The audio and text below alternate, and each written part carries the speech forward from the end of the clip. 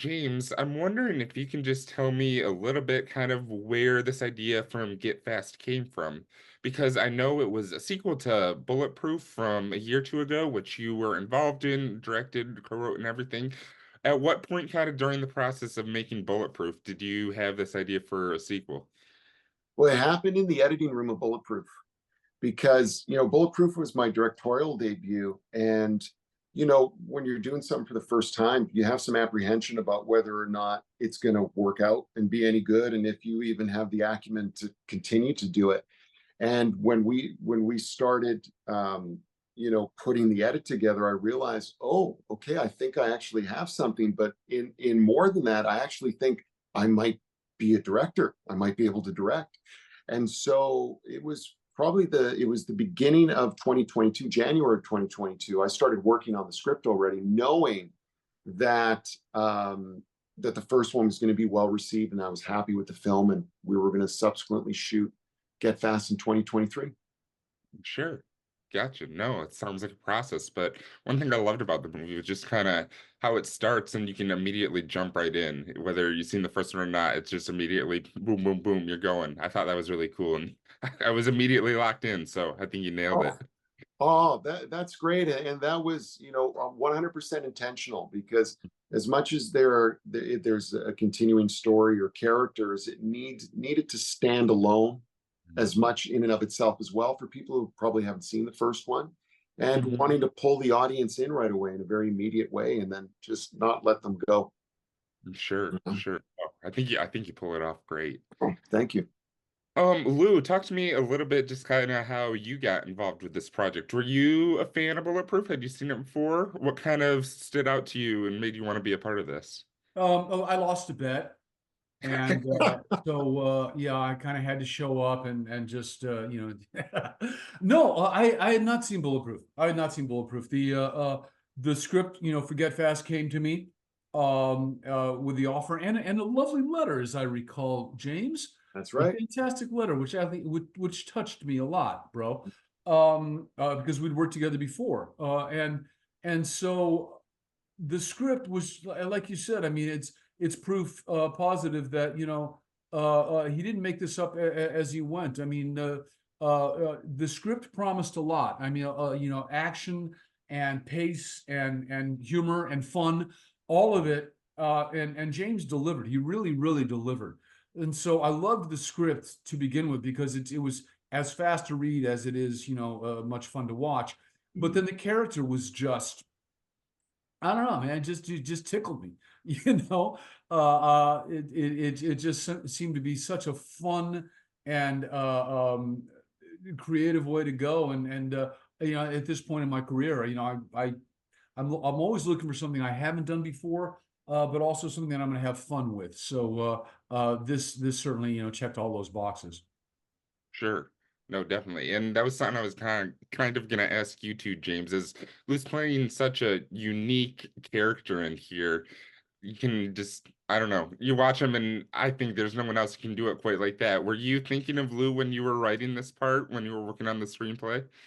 Yeah, I absolutely was. And it's I think it touches on, some of the questions that we answered a little bit earlier in the day is that like the cowboy is charismatic and he's a killer, Mm, but to make a character work like that, you need someone who's not only like a tremendous talent, who's legendary, and I don't use those words lightly with Lou, but you also need someone who's decent.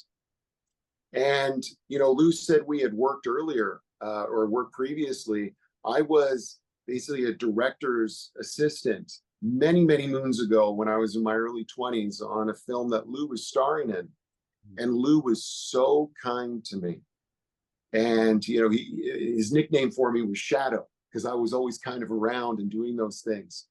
And it always stuck with me because when I was a kid, I grew up watching Lou Diamond Phillips. I know everyone did, but I have vivid memories of watching Lou Diamond Phillips movies over and over and over again. So when I got to meet him, and you got to be careful about meeting your heroes, and then mm. he was such an incredible person.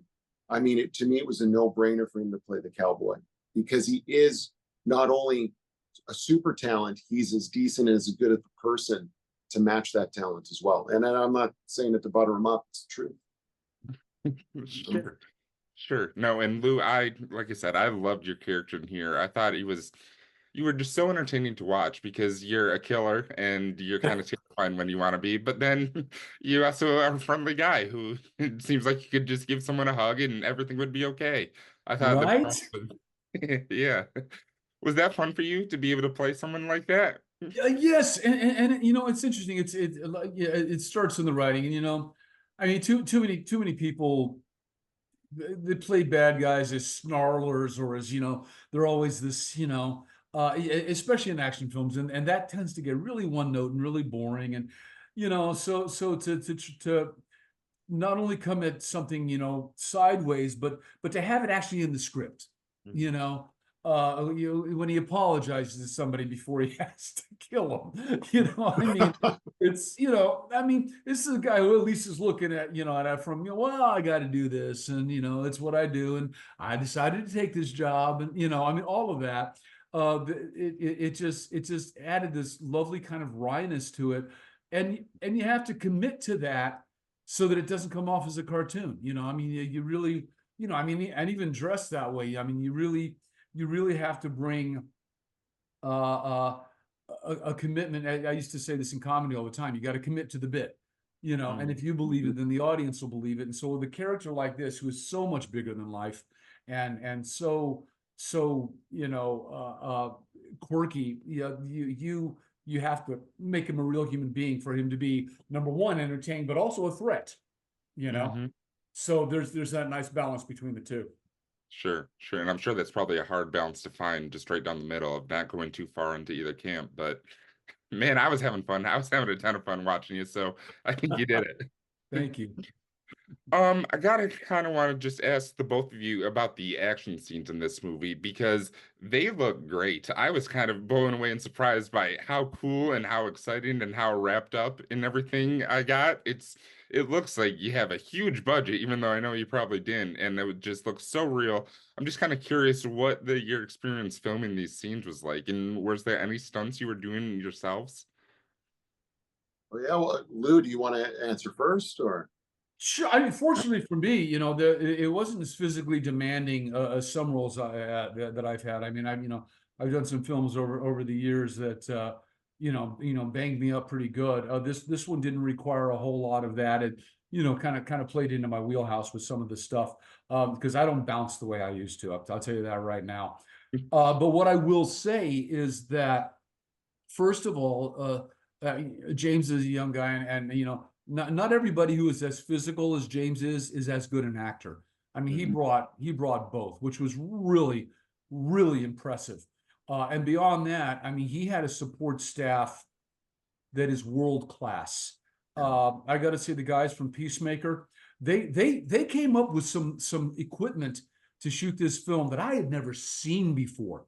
And I mean, one of them with a Segway that had a steady cam and a crane arm. And I was like, where the hell did you get that? And the guys, oh, we made it, you know. So, I mean, we're dealing with an amazing amount of innovation, ingenuity, and they brought this all to bear for James's film. And you know, it shows. It absolutely shows the amount of preparation, but the amount of know-how and ingenuity pays off, because he did this, you know, as you said, with a finite budget and not a massive schedule. This isn't a Marvel movie where you Right. got, you know, 2 months to shoot 2 minutes. You know, they had to blow and go every single day, and that was incredibly impressive. Sure, sure. Yeah, and I have to echo what Lou said. I mean, they were tremendous to be able to do those scenes, but there was no way we could have pulled them off without, you know, having the blessing of such a tremendous stunt team and the technicians who are at a world-class level to be able to do it. And thank you for mentioning Peacemaker, Lou. Like, Peacemaker was one of the co-production companies on this film, Peacemaker Filmworks. It's owned by Ryan Ennis and Chris Wiseman. And there's so many people that I can mention as part of this group. And these guys, and Michelle Yardley as well, and Brad, you know, these people are world class. They've worked on, you know, all of these tremendous big budget films like Ghostbusters and RoboCop and Sonic the Hedgehog. and they believed in, they were on Bulletproof and they believed in Get Fast, and they came to support this vision. And Mm. that's why the film looks as good as it is. Really, it was a tremendous collaborative effort. Sure, sure, no, definitely. Like I said, I just think it looks great. I was totally so into it. I'm almost out of time with you guys here, but Lou, I wanted to ask you quick. I'm sure this is not the first time you've heard this or are going to hear this today even, but you're playing a modern day cowboy here in this movie. Obviously, you were in the Young Guns movies, which huge fan. I grew up watching those with my dad, so Yeah. hats off. I love them. I was just kind of curious if you noticed kind of any like similarities between your characters, even that you're cowboys in both. Kind of, if there's any similarities you saw to working on these two movies, or was it a totally different experience for you? Every movie is a totally different experience, and this character has very little to do with the Young Guns. I mean, I was inducted into the Cowboy Hall of Fame, and in my acceptance speech, I said, yeah, well, I usually play the Indian, so it's always fun to change that up and play the cowboy, which I've done before. But I'm always, it's like all the police lieutenants I played. I'm always looking for something that is a little different, and for me to, so to speak, hang my hat on, and give the audience, something new. My wife, she's always like, everybody thinks you wear cowboy boots and flannel shirts, and I'm actually a writer as well. And Hmm. this book, my book, the Tinderbox Underground Movement, comes Hmm. out November 19th. It's a sequel to the first book, Tinderbox Soldier of Indira, which was a bestseller and very well received. And so those are coming out and are available on Amazon and BarnesandNoble.com.